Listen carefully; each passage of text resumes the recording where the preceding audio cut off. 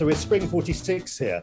One really incredibly important thing that happened was that a young Soviet cipher clerk in the embassy the Soviet embassy in Canada, called Igor Guzenko, he defected to the West, and he defected with 110 highly incriminating documents, which set forth really the fact that the Soviets had been spying on the American nuclear program. And this was absolute dynamite, because no one in Washington and Whitehall wanted to believe this. But when Igor Guzenko defects with these documents, clearly setting out that the Soviets had infiltrated the nuclear program, this was a massive shock, you know. And actually, to take it right back to Potsdam. Well, yes, I was just going to say, after all, Truman says to Stalin, doesn't he, we've got this thing up our sleeve, doesn't he? Well, but he never says we have developed a nuclear weapon. He says we've developed a bomb of uncommon strength, you know. And he wonders if Stalin has clocked that this is a nuclear bomb, and actually discusses it with Churchill. And Churchill says, no, I don't think he understood what you were trying to say.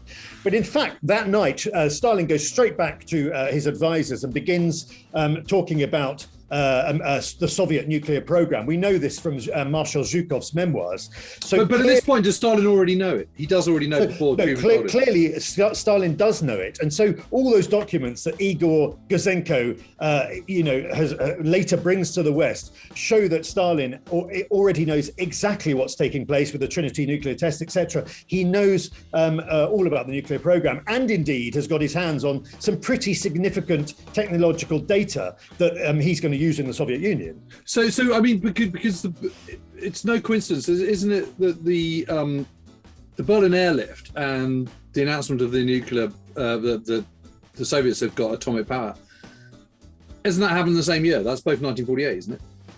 I think the Soviet announcement comes later. I mean, the airlift is still, you still have America as the only nuclear power. I think I've got my dates right there, but correct me if I'm wrong. Well, I just know that they get an atomic bomb, unspeakably quickly.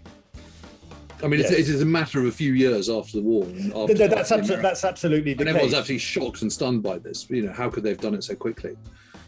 And largely, and there are two. I mean, one of the reasons is that they've stolen so much technological data from the Americans, but also I think the incredible spate of kidnappings of the Germans, nuclear scientists and rocket scientists that took place in the spring of 1945 have greatly aided the Soviet program as well. So they're dependent. A lot of stuff they're getting from Germany and from the West in developing their weapons program.